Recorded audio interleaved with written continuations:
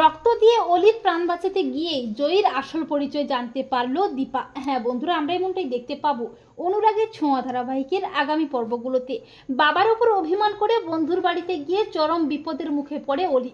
কয়েকজন বখাটে ছেলে অলিকে চলন্ত গাড়ি থেকে ধাক্কা মেরে ফেলে দেয়। অলি অজ্ঞান হয়ে রক্তাক্ত অবস্থায় মাটিতে লুটিয়ে পড়ে। অপরদিকে দীপার মনটা অস্থির হয়ে ওঠে অলির জন্য। দীপা সূর্যকে ফোন করে জানতে পারে যে অলি বাড়িতে নেই, তার বন্ধুদের সাথে আছে। তা শুনে দীপা অস্থির হয়ে বেরিয়ে পড়ে অলিকে খুঁজতে। বিভিন্ন জায়গায় খোঁজ খবর করে একটা সময় দীপা অলিকে খুঁজে পায় অজ্ঞান অবস্থায়। অলির বেশ অনেকটা চোট লাগে, রক্তক্ষরণও হয়। এরপর দীপা অলিকে তড়িঘড়ি করে হসপিটালে নিয়ে আসে। দীপা সূর্যকে ফোন করে সবটা জানিয়ে দেয়। ডক্টর জানায় অলির কন্ডিশন খুবই খারাপ, প্রচুর ব্লিডিং হয়েছে মাথা থেকে, তাই এক্ষুনি রক্ত দিতে হবে ও নেগেটিভ। তবে ও নেগেটিভ রক্ত কোথাও পাওয়া যাচ্ছে না। আর ঠিক তখনই জয়ী দীপাকে ফোন করে। দীপা জয়ীকে জানিয়ে দেয় যে অলির অ্যাক্সিডেন্ট হয়েছে, এক্ষুনি রক্ত লাগবে, ও নেগেটিভ। তখন জয়ী অস্থির হয়ে বলে, মা আমি অলিকে রক্ত দেবো, আমার রক্ত ও নেগেটিভ।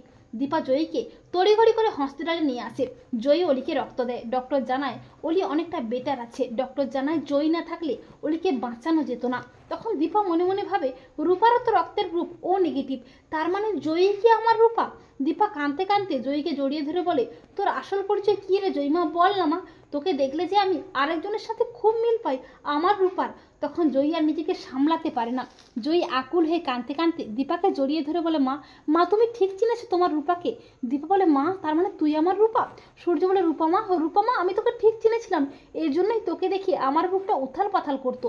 তো বন্ধুরা, তোমরা এটাই চাও তো যে রক্ত দিয়ে অলির প্রাণ বাঁচাতে গিয়ে জয়ীর আসল পরিচয় যেন জানতে পারে দীপা?